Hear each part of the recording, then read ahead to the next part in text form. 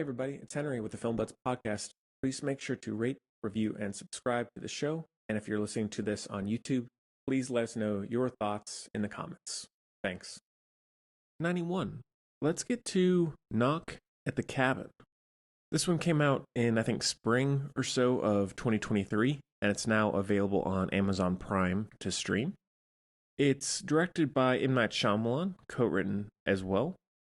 Stars Dave Bautista, Jonathan Groff, Ben Aldridge, Nikki Amuka Bird, Rupert Grint, Abby Quinn, Kristen Cui, and a few others.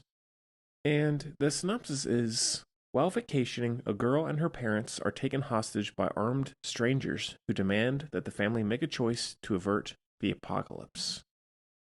So, I had heard about this one, was curious. I like M. Night Shyamalan.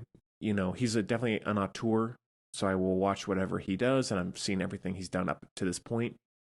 I had heard kind of mixed things about it, which I guess is oftentimes typical with M. Night, and it's no surprise or no big news that he for sure has a big share of duds in his career. I think he's one of the most inconsistent and unpredictable filmmakers out there. Like, he ranges from doing some of the worst movies like of the year, of the decade, to doing like one of the best movies of the year. Like, I think Split is probably my favorite of his whole career. But then he has like The Last Airbender and After Earth and things like that. So never really know what you're going to get with him. I don't know what causes the very stark difference in quality at times and like how things fluctuate so much, but whatever. Not here to talk about that.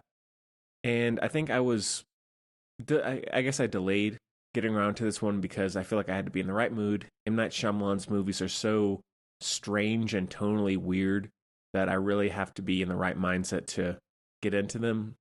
Finally did, about a year later now. And overall, I don't know. I mean, I know there's some people who are really not liking it either. I was not a fan. I think it's pretty bad. Probably my least favorite film of his since, I think, prior to The Visit. I've liked everything since The Visit a fair bit, so I think this is his worst in about a decade or more. I know it's hard to even describe if you haven't seen many of his movies or even haven't seen this one.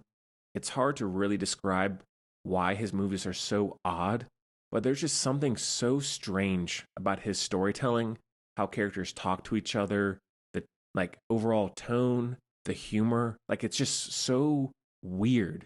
And sometimes that works in the movie's favor. Like, sometimes films like Split or Glass, that kind of thing work. And then I think in this, all the things that bug me about M. Night Shyamalan's style did not work in this and bugged me a lot in this. I thought the overall concept, I won't spoil too much in terms of the, I guess, origin of it, but I think that's interesting overall. And I appreciate him always trying to do something different. He's ambitious and he wants to try and make something unique. I can respect that.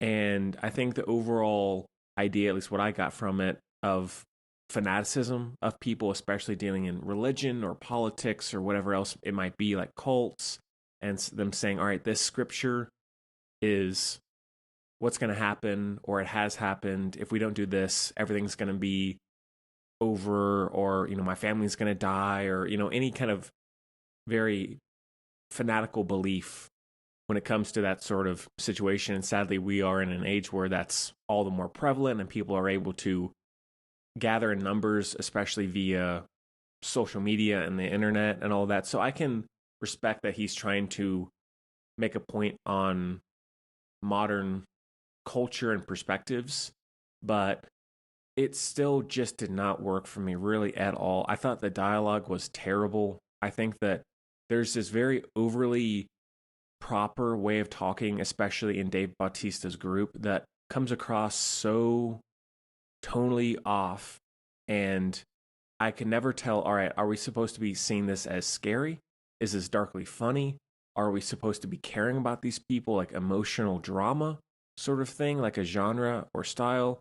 Like, I can never tell, all right, what are you trying to achieve with this very off kilter way of speaking and talking and storytelling? And so that was bad. I thought performances, I thought the little girl was terrible. Hate to say, but that's true. I think Dave Bautista, he's grown on me a lot. I don't think he's an amazing actor, but he has a good presence. And I think everybody else, I like Jonathan Groff, and I think everybody else is at least decent, but still, there's something, even in like Rupert Grint and some of the Dave Bautista gang, like their performances are all over the place, very inconsistent. I could never really get a grasp or understanding of really anyone. I felt like the ideas that were being presented of, all right, if you don't present a sacrificial lamb of sorts, these apocalypse situations or events are going to happen, and then they sort of go through those throughout the film. And the whole thing of film being a visual medium and it being show don't tell, which I don't always need a movie to show me. Like I'm fine with the movie being dialogue driven and being telling at times, but this is the kind of thing where I think it would have been better to show, because it's always like Dave Bautista group saying, all right, this scary thing's going to happen, be afraid, and it felt so empty. And maybe that's the point, because they are seemingly these fanatics who are trying to convince Jonathan Groff and his family that these things are going to happen. I don't know. I could never really get a hold of anything. I just didn't care. I thought overall it was kind of boring and repetitive. And I thought that the final few minutes, I thought that worked. And I liked the resolution of certain characters, but really the middle of the movie was a slog. And it was goofy, like unintentionally goofy, I thought. Wasn't scary. It wasn't that thought-provoking.